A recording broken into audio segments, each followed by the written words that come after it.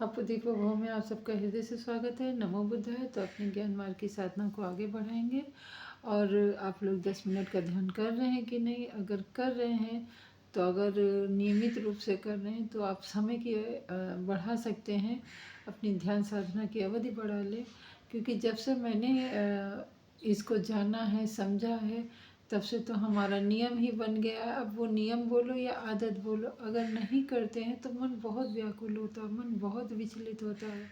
और अगर कभी जैसे हम लोग ग्रस्त हैं तो ग्रस्त में हजार तरीके से परेशानियां आती हैं, हजार तरीके की उलझनें होती हैं। तो मन मेरा जब कभी भी बहुत उलझन में होता है तो मैं ध्यान में बैठ जाती हूँ थोड़ी देर के लिए और अपनी सांसों पे ध्यान देती हूँ। तो जब सांसों पे ध्यान देती हूँ तो बहुत सारे जो विचार आ रहे होते हैं उनका आना कम होता है, क्योंकि उस समय हम अनित्य बोलते हैं।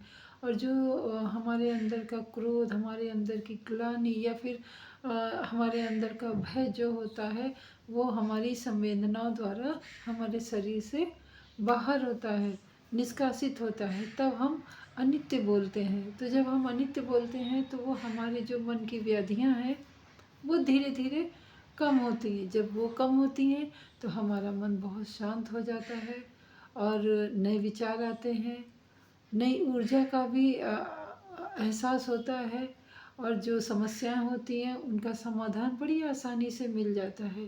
तो आप लोग भी ऐसा करके देखिए, क्योंकि बुद्ध ने कभी भी ऐसी बात नहीं कही है जो उन्होंने अनुभव ना की हो। उनका पूरा सिद्धांत ही अनुभव पे आधारित है। और किसी भी प्रकार का कोई भ्रम नहीं है। क्यों? क्योंकि जब हम अपने उन चीज़ों का खुद अनुभव करेंगे तो हमें भ्रम कहाँ से रहेगा? भ्रम तो वहाँ होता है जब हम कहीं ना कहीं दूसरों की चीज़ें एक्सेप्ट करते हैं, दूसरों की बातों को हम अनुग्रहित करते हैं, दूसरों की आचरण का हम अनुसरण करते हैं, तब हमारे मन में भ्रम होता है। परंतु जो हमारे मन में विचार होता है, हम अपनी सांसों के द्वारा जो अनुभव करते हैं वो हमारा अपना रहता है। उसमें भ्रम होने की कोई बात ही नहीं ना, कोई शंका या लेश मात्र की जगह ही नहीं रहती है भ्रम। तो बुद्ध बिल्कुल भ्रम से दूर हैं, बिल्कुल भ्रम से विपरीत हैं। इसी कारण बहुत से लोगों ने उनके उपदेशों को, उनकी प्रतिमाओं को, उनके नाम को, उनकी जो विधियां थी, जो उनका ज्ञान था, बहुत नष्ट करने की कोशिश की। परंतु आज आप वर्तमान में देख रहे हो कि लोगों ने कितना भी कुछ अनिष्ट करने का सोचा, पर गौतम बुद्ध उतना ही वो उभर के आए। अभी हम लोग जहाँ भी रह रहे हैं या देख रहे हैं तो ज़्यादातर लोग परेशान हैं। और वो सबको शांति चाहिए, सबको एक शांतिपूर्ण जीवन चाहिए। हर किसी को मन में लालसा और द्वेष नहीं है। ज़्यादातर जो सीधा साधा इंसान है, आम जनता है, वो यही चाहती है कि बस 2 वक्त की रोटी मिल जाए, सुकून से उसका परिवार चले, और क्या चाहिए? इससे ज़्यादा उसको कोई लालसा नहीं है। उसको उतनी धन संपदा इकट्ठा करने की भी कोई ज़रूरत नहीं ना। परंतु कुछ मस्तिष्क आज भी दूषित हैं, विकृत हैं, जो इन सीधे साधे जीवन को जीने वालों को जीने भी नहीं दे रहे हैं। क्योंकि उनको लगता है कि अगर ये सीधी सादी ज़िंदगी जिएंगे तो उनका कहीं ना कहीं नुकसान होगा, कहीं ना कहीं उनको परेशानी होती है। तो इसके कारण जो बेचारे शांतिपूर्ण जीवन जीना चाहते हैं उनके जीवन में कुछ ना कुछ विघ्न डालते रहते। परंतु अगर आपने बुद्ध के ज्ञान को भली भांति समझा है, बुद्ध को सही भली भांति जाना है, तो आप कभी भी विचलित नहीं होंगे। कोई कैसी भी विपदा आ जाए, कोई कैसी भी परिस्थिति आ जाए, आप वहाँ पे बिल्कुल एक चट्टान की भांति अडिग रहेंगे, खड़े रहेंगे, और उस समस्या से पार होने का आपके मस्तिष्क में उपाय आएंगे।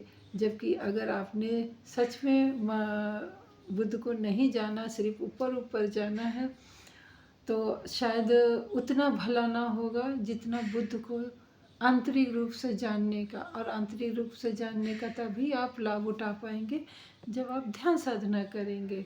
क्योंकि बुद्ध का जो सिद्धांत है या बुद्ध ने जो भी जाना है वो अपने ध्यान साधना से ही जाना था, वो अपने अनुभव से ही जाना था।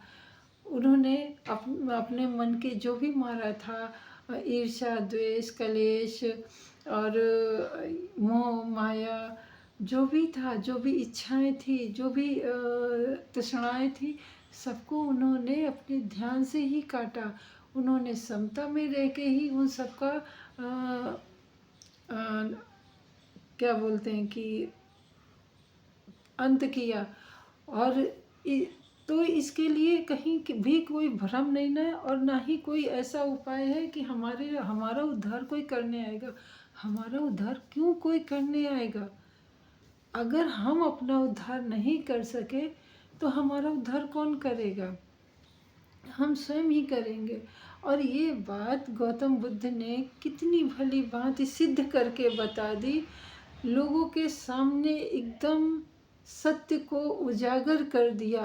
और इससे ज़्यादा उजागर कौन कर सकता है? यहाँ तक कि मुझे तो फिर वही मैं बोलूँगी कि यहाँ तक कि ईश्वर भी नहीं उजागर कर पाए, यहाँ तक कि गीता ने भी उतना उजागर नहीं किया कि सत्य क्या है। तो गौतम बुद्ध ने बस 3 ही बातों पे ज़्यादा ध्यान दिया।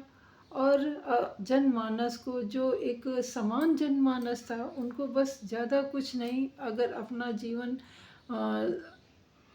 सरल बनाना है और मन को बिल्कुल किसी भी प्रकार की गंदगी से दूर रखना है, बिना मन को दूषित किए हुए जीना है, तो उनको केवल शील का आचरण करना है। शील के आचरण से उनका ध्यान लगेगा और ध्यान करने से ही ज्ञान मिलेगा। यानी ये जो 3 कड़ियाँ हैं बुद्ध के ज्ञान के, बुद्ध के मार्ग का जो 3 स्तंभ कह सकते हैं या फिर मील का पत्थर बोल सकते हैं, इन्हीं 3 बातों में बुद्ध का सारा ज्ञान समाया है। आप एक बार इस ज्ञान से अपनी प्यास बुझा के तो देखें। आप 10 मिनट की साधना तो करके देखें। आपका जीवन ना बदल जाए तो फिर आगे कुछ कहा नहीं जा सकता, परंतु सब कुछ आप पे निर्भर है। तो आप करेंगे, ऐसा हमारा विश्वास है।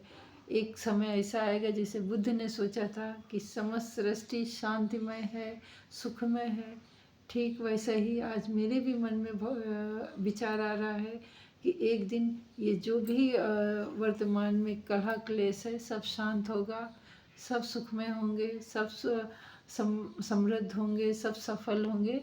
तो अपनी मैं वाणी को यहीं विराम देती हूँ। मिलती हैं अगली वीडियो में, तब तक के लिए नमो बुद्धाय। मंगल हो आपका भी, हमारा भी और सृष्टि के समस्त प्राणी जनों का मंगलम।